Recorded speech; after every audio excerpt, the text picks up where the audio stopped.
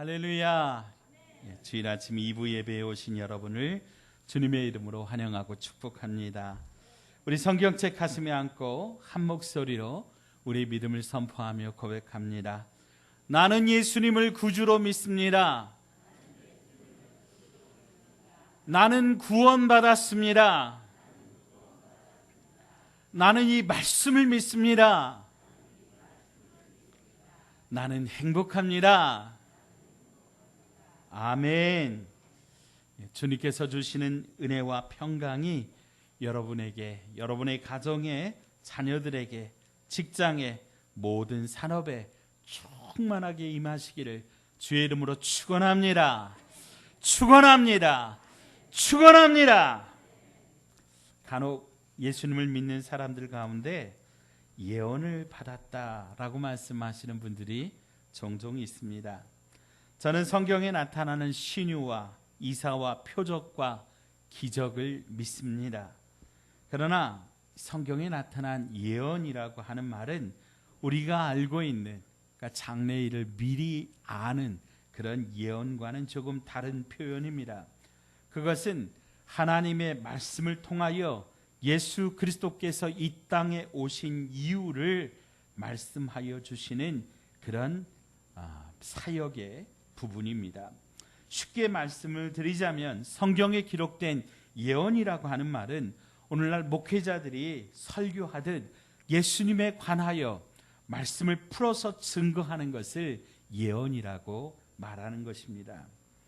그러나 많은 사람들은 자신의 삶에 있어서 구체적으로 이것이 하나님의 뜻인지 아닌지 알기를 원하여 소위 기도 많이 하시는 분들에게 부탁을 드려서 하나님의 뜻을 알고자 하는 경우를 종종 봅니다.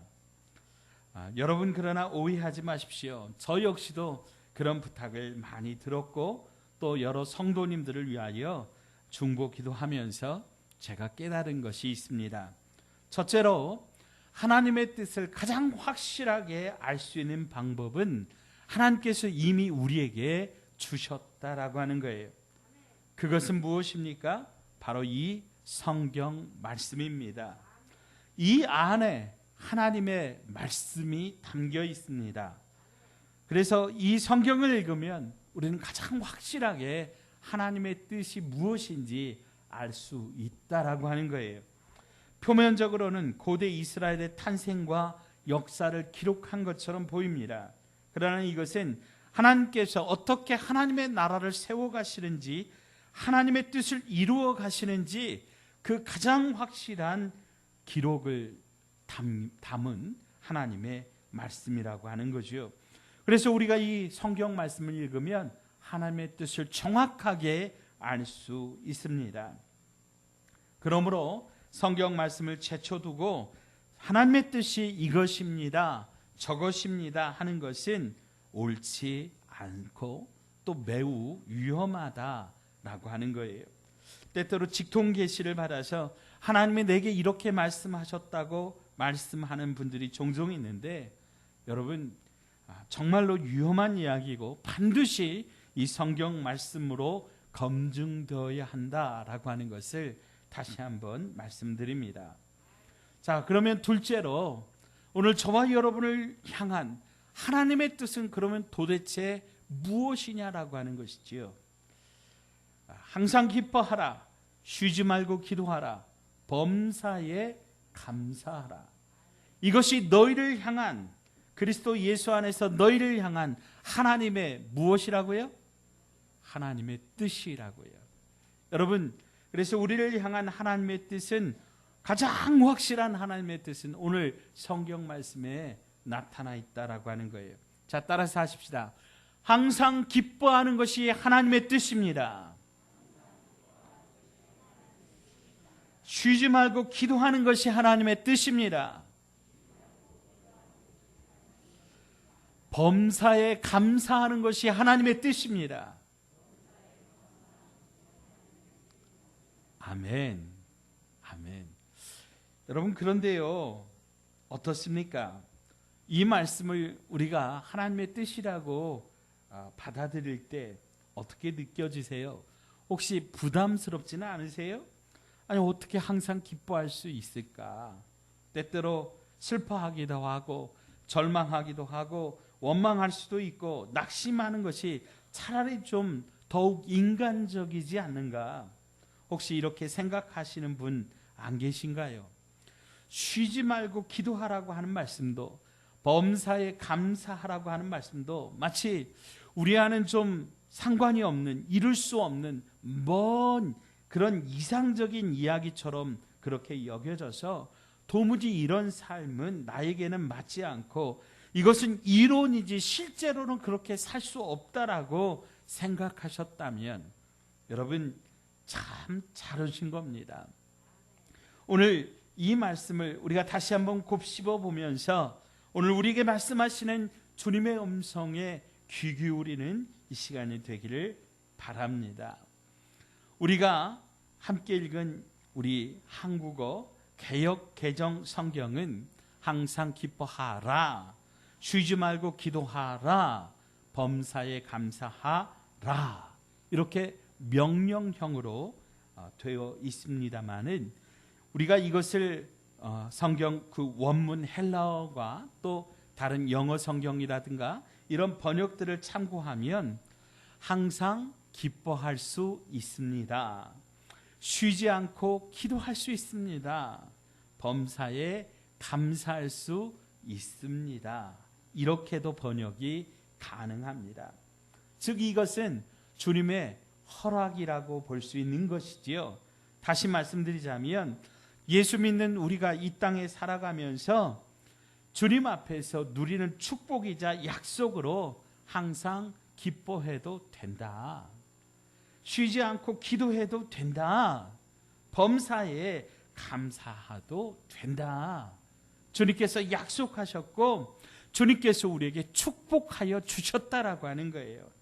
그래서 오늘은 이런 관점으로 오늘 이 말씀을 살펴보고자 합니다. 자, 첫 번째로 따라서 하십시다. 항상 기뻐해도 됩니다. 아멘. 사랑하는 여러분, 그 어느 누가 우리에게 항상 기뻐해도 된다고 약속하실 수 있겠습니까? 오직 예수님밖에 없습니다. 우리가 이 세상을 살면서 기뻐할 수 없는 순간들이 많지요. 하지만 그 순간에도 주님은 우리에게 기뻐할 수 있다고, 아니 기쁨을 누리라고 말씀하십니다. 예를 들어 보지요. 잔고가 비어가는 통장을 보면 우리는 짜증날 수밖에 없습니다. 특별히 코로나19로 수입은 점점 더 줄어가는데 돈 들어가는 곳은 똑같습니다. 아니 오히려 더 늘어나죠. 그러면 한숨이 절로 나오고 짜증이 나옵니다. 그러나 사랑하는 여러분, 우리가 환경을 보고 조건을 보면 기뻐할 수 없지만 우리와 함께 하시는 주님을 바라볼 때에 기쁨을 누릴 수 있다라고 하는 것 믿으시기 바랍니다. 성경의 많은 인물들은 기뻐할 수 없을 때 기쁨을 체험했던 사람들입니다. 여러분 다윗을 보세요. 그는 본래 양을 치던 목동이었습니다. 그런데 어느 날 사무엘 선지자가 찾아와서 기름을 붓습니다. 이제 하나님께서 택하셔서 이제 왕이 될 것이라고 하는 놀라운 예언을 듣게 됩니다. 그가 블레셋의 거인 장수 골리앗을 물리치고 왕의 사유가 됩니다. 그러면 이제 출세 시작인 줄 알았더니 그때부터 다윗의 고난이 시작되는 겁니다. 하루아침에 도망자 신세가 되었습니다. 여러 번 죽음의 위기를 넘기게 됩니다. 얼마나 배가 고팠든지 제사장만 먹을 수 있는 그런 강단에 진설된 그 진설병을 그가 달라고 해서 그것으로 배고픔을 면하게 됩니다. 도망가다가 그가 어디까지 도망을 가냐면 블레셋으로 도망을 갑니다. 여러분 이 블레셋이 어디냐면은 다윗이 죽인 골리앗의 나라가 바로 이 블레셋입니다. 적군의 땅입니다. 근데 거기서 살아남으려고 하니까 거기서 왕 앞에서 미친 채 하다가 침을 제일 흘리고 왕이 이 소리를 물어보면 다른 소리하고, 그래서 아이고 저런 사람이 무슨 이 나라의 위협이 되겠느냐, 저런 사람이 무슨 골리앗을 죽였겠느냐, 이런 그런 상황으로 그렇게 위기를 모면하게 됩니다. 그런데요, 여러분, 성경에 시편이라고 하는 정말 아름다운 노래 모음집이 있는데 그 중에 많은 시가 바로 이 다윗의 노래, 다윗의 작품입니다. 다윗은 어떻게 이런 아름다운 노래를 많이 지을 수가 있었느냐, 어떻게 이게 가능하냐라고 하는 거예요. 다윗이 그 매 순간마다 환경과 조건을 바라보았다면 그는 절망했을 수밖에 없고, 그는 낙심했을 수밖에 없지만, 그는 그 절망의 순간에도, 그 낙심의 순간에도 전능하신 하나님을 바라보았다라고 하는 거예요. 그래서 그는 내가 사망의 음침한 골짜기로 다닐지라도 해를 두려워하지 않을 것은 주께서 나와 함께 하심이라. 아멘. 그는 담대하게 노래할 수 있었다라고 하는 거예요. 환경과 조건이 아니라 하나님을 주목하고 하나님을 바라보았기 때문에 그는 노래할 수 있었습니다. 그는 찬송할 수 있었습니다. 여러분, 또 요셉도 보십시오. 하나님께서 요셉에게 꿈을 주세요. 그런데 그 꿈 이야기를 들은 후부터 형들의 태도가 심상치 않은 거예요. 결국 이 형들에게 팔려가지고 애굽 사람 보디발 장군의 집에 노예로 팔려간 겁니다. 거기서 또 열심히 최선을 다해서 살았더니 가정 총무로 인정받아서 그렇게 사는데, 이번에는 그 집안의 안주인이 요셉을 유혹하는 거예요. 동침하자고 유혹하는 거예요. 어떻게 그럴 수가 있겠어요? 그래서 그것을 뿌리치니까 이번에는 이 요셉을 누명을 씌워가지고 그 애굽의 감옥에 가두게 된 거지요. 그 애굽의 감옥 속에서 요셉이 애굽 왕의 빵 굽는 신하를 만나게 되고, 애굽 왕의 그 포도주를 책임지는 신하를 만나게 됩니다. 그래서 그들의 꿈을 해석해주고 요셉은 결국 그 일로 말미암아 애굽의 총리 대신이 되고 가뭄과 대기근 가운데 자신의 민족 이스라엘을 고센 땅으로 인도하여 보호하는 그런 놀라운 사명을 감당하게 됩니다. 어떻게 요셉이 그런 일을 감당할 수 있게 되었느냐? 여러분, 이 요셉의 이야기를 기록한 성경을 읽어보면요, 단 한순간도 요셉이 원망했더라, 요셉이 불평했더라, 요셉이 걱정했더라, 요셉이 불안해했더라, 이런 기록이 없어요. 다만 요셉과 하나님이 함께 하셨더라, 그랬더니 요셉이 형통했더라. 아멘. 여러분, 고난 중에도 하나님이 함께 하심으로 요셉은 형통함을 경험했습니다. 낙심한 것이 아니라 하나님이 함께 하시는 놀라운 은혜를 경험했다라고 하는 것, 여러분 믿으시기 바랍니다. 요셉이 단 한순간에도 그 삶의 환경과 조건과 어려움에 매몰되어서 그것 때문에 자기의 마음을 떨어뜨리지 아니하고 오히려 전능하신 하나님 앞에 집중하면서 하나님을 바라보면서 그 고난의 때, 시련의 때에 요셉이 일어났더라, 요셉이 형통했더라, 성경은 기록하고 있습니다. 다니엘은 어떻습니까? 에스겔은 어떻습니까? 그들은 모두 다 고난 가운데 살았던 사람입니다. 나라를 빼앗기고 적국의 포로로 끌려간 상황 가운데, 그런데 이 다니엘은 어떤 결심을 합니까? 내가 내 몸을 성별해서 하나님 앞에 신앙을 지키겠다, 믿음을 지키겠다 결단하고 그 믿음으로 살아갑니다. 에스겔은 또 어떻습니까?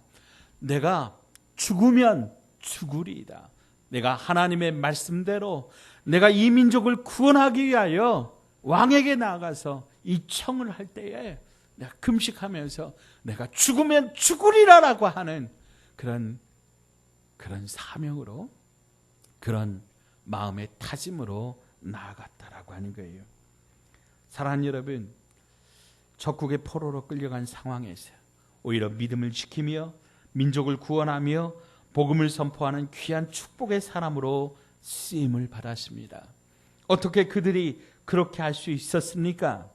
그들은 세상의 환경과 조건이 아니라, 사람이 아니라 하나님 앞에 살기로 결단했던 겁니다. 하나님을 바라보기로 결단했고 그대로 살았습니다.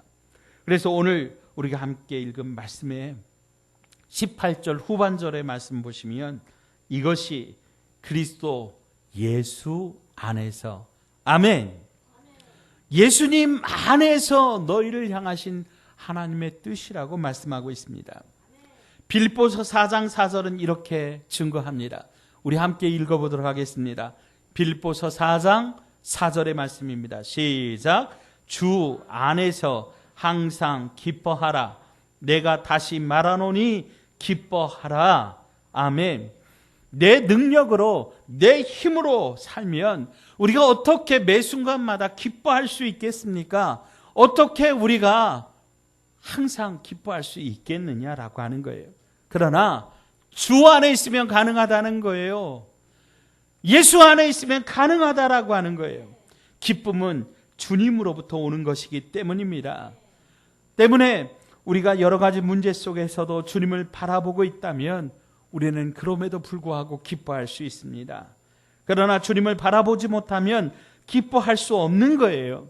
문제가 해결될 때가 아니라 주님을 온전히 바라볼 때에 하나님께서 우리에게 기쁨을 주시는 것 믿으시기 바랍니다. 사랑하는 여러분, 우리가 왜 기뻐할 수 없어요? 문제를 자꾸 바라보니까 이 문제가 점점 더 커지는 거예요. 그러니까 스트레스가 쌓이고 밥맛도 잃어버리고 가슴도 답답해지고 숨도 안 쉬어지는 거예요. 그러나 문제보다 크신 하나님을 바라보세요. 온 우주보다 크신 하나님, 무슨 일이든지 가능하신 하나님께 집중하면 하나님이 점점 더 커지고 그 하나님 앞에 문제는 점점 더 작아지는 거예요. 내게로부터 눈을 들어 주님을 바라보기로 결단할 때, 우리의 시선이 주님을 바라볼 때에 우리 앞에 문제는 아무것도 아니고 우리는 감사할 수 있음을 여러분 믿으시기 바랍니다. 우리는 기뻐할 수 있음을 믿으시기 바랍니다. 자, 따라서 하십시다. 항상 기뻐해도 된다. 아멘. 누가 말씀하세요? 주님께서 여러분에게 주시는 말씀이에요. 어렵고 힘들고 정말 억울할 때, 그때도 주님은 말씀하세요. 항상 기뻐해도 돼. 여러분 믿으시기 바랍니다. 자, 두 번째로 언제든지 기도해도 된다고 주님은 우리에게 말씀하십니다. 여러분, 모든 일은 때가 있다고 해요. 그런데 여러분, 기도에도 때가 있을까요? 하나님께서 우리의 기도도 좀 가려서 그렇게 들으실까요? 하나님께서 저와 여러분에게 가장 큰 특권을 주셨는데, 그것은 우리의 기도가 언제나 하나님 앞에 우선순위라고 하는 것입니다. 언제나 우리는 하나님 앞에 기도할 수 있는 특권을 받았다라고 하는 것 여러분 믿으시기 바랍니다. 언젠가 제가 TV에서 그런 영상을 본 적이 있어요. 우리나라에서 이제 교수로 생활하시는 외국인이 CNN 방송에서 인터뷰를 한 거예요. 한참 심각하게 인터뷰를 진행하는데 그분의 딸이 이제 문을 빼꼼히 열더니 이래갖고 아빠 뭐해? 이러는 거예요.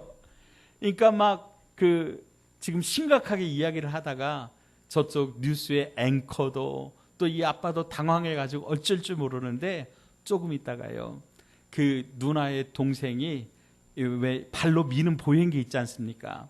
그 보행기를 타고 막 누나를 따라서 들어와가지고 맘맘맘맘맘 또 아빠에게 이야기를 하는 거예요.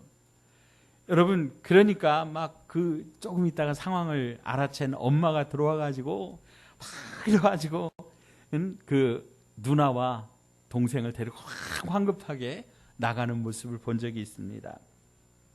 아무리 사랑하는 아빠라고 해도 아이들을 안아줄 수 없는 때가 있지요. 아이들에게 눈맞춤 해줄 수 없는 때가 있죠. 아이들의 이야기를 들어주지 못할 때가 있어요. 그러나 우리 하나님은요, 저와 여러분을 언제나 주목하고 계시고 저와 여러분의 기도를 언제나 듣고 계시고 신음소리라도 응답하신다라고 하는 것 여러분 기억하시기 바랍니다. 왜 그렇습니까? 하나밖에 없는 독생자 예수 그리스도의 피가 오늘 저와 여러분에게 있기 때문입니다. 예수 그리스도의 그 십자가에 흘리신 피가 저와 여러분을 구원하셔서 하나님이 우리를 보실 때는 우리 주 예수 그리스도의 보혈의 피가 우리를 증거하는 거예요. 그래서 우리가 하나님 앞에 기도하면 하나님이 오냐 내 아들아, 오냐 내 딸아 주목하시는 것 여러분 기억하시기 바랍니다. 또 하나 우리 주께서 보내신 보혜사 성령님께서 우리를 위하여 중보하신다고 성경은 말씀합니다. 로마서 8장 26절로 27절 말씀입니다. 우리 같이 한번 읽어보죠. 로마서 8장 26절로 27절입니다. 이와 같이 성령도 우리의 연약함을 도우시나니 우리는 마땅히 기도할 바를 알지 못하나 오직 성령이 말할 수 없는 탄식으로 우리를 위하여 친히 간구하시느니라. 마음을 살피시는 이가 성령의 생각을 아시나니 이는 성령이 하나님의 뜻대로 성도를 위하여 간구하심이니라. 아멘. 우리가 기도할 때 여러분 우리 주 예수 그리스도께서 우리와 더불어서 함께 기도하시는 거예요. 우리가 기도할 때 보혜사 성령님께서 말할 수 없는 탄식으로 우리와 함께 기도하시는 거예요. 그러니까 하나님 아버지께서 들으시는 거예요. 하나님 아버지께서 보시는 거예요. 그래서 언제든지 우리는 하나님 앞에 기도할 수 있다라고 하는 거예요. 여러분 믿으시기 바랍니다. 자, 따라서 하십시다. 언제든 기도해도 돼. 누가 말씀하세요? 하나님께서 저와 여러분에게 주시는 놀라운 축복의 약속임을 믿으시기 바랍니다. 세 번째로 범사에 감사해도 된다고 말씀하세요. 우리가 살아가면서 감사가 안 될 때가 많이 있지요. 믿었던 사람에게 배신당하고 일은 그렇게 열심히 했는데 수금은 안 되고 몸은 또 갑자기 아프고 왜 그렇게 살림살이는 나아지지 않고 자꾸만 쪼그라드는지 그때 우리는 지치고 낙심하고 주저앉게 됩니다. 그런데 하나님께서 말씀하세요. 야, 너에게 있는 모든 것은 감사거리야. 반드시 너 그것 때문에 하나님 앞에 감사할 때가 올 거야. 여러분 믿으시기 바랍니다. 우리가 하나님을 믿는다고 하는 것은 결국 우리의 삶의 모든 것이 감사 제목으로 바꾸어 줄 줄로 믿는 것이에요. 그래서 우리의 믿음의 크기는 감사의 크기에 비례하는 것이에요. 그리고 또한 우리가 이왕에 감사해야 한다면 저는 이렇게 말씀드리고 싶어요. 은행에 가면 마이너스 통장이 있잖아요. 실제로는 돈이 없지만 그 사람의 신용으로 미리 땡겨서 돈을 쓰는 것처럼 우리가 감사해야 된다면 좀 미리 감사하셨으면 좋겠어요. 여러분 오늘 우리에게 주실 축복을 감사하면서 아침에 눈을 뜨면 하나님 감사합니다. 그 감사로 하루를 여시면 감사할 일들이 오늘 우리들의 삶 속에 주렁주렁 열매로 맺힐 줄로 믿습니다. 우리가 사람을 만나서 관계를 시작할 때도 그렇게 미리 감사하는 거죠. 하나님 이분을 통하여 이분을 만나게 하셔서 감사합니다. 이분을 통하여 아름다운 열매를 맺게 하여 줄 줄로 믿고 감사합니다. 그러면 하나님께서 그분을 통하여서 정말 귀한 믿음의 열매들을 주렁주렁 거두게 하실 거예요. 일을 할 때도 우리가 감사하시고 우리 학생들 공부할 때도 감사로 시작하는 거예요. 당겨서 미리 감사하는 거예요. 사실 여러분, 은행에 아무리 많은 돈이 있다고 해도 여러분, 그거 바라보고 있으면 밥이 나와요, 떡이 나와요? 그냥 그건 하나의 숫자에 지나지 않잖아요. 그걸 찾아서 써서, 그걸 찾아가지고 물건을 사서 내가 활용을 해야 어떤 나의 삶에 영향이 미치는 것이잖아요. 여러분, 감사하자 이거 말로만 해서는 안 되는 거예요. 미리 감사로 내 삶에 실천하면, 감사로 선포하면 내 삶에 영향이 나타나는 것을 믿으시기 바랍니다. 제가 존경하는 목사님께서 최근에 암에 걸리셨어요.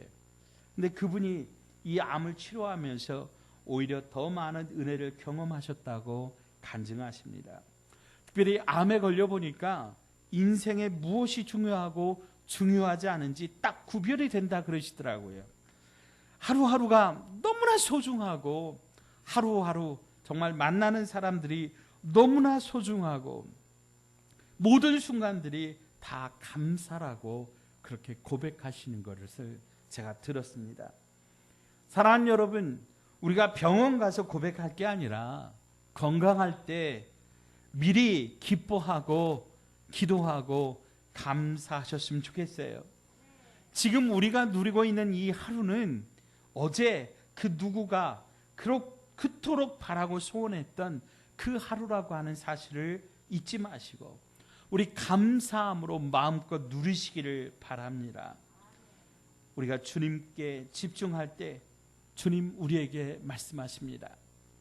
항상 기뻐해도 돼.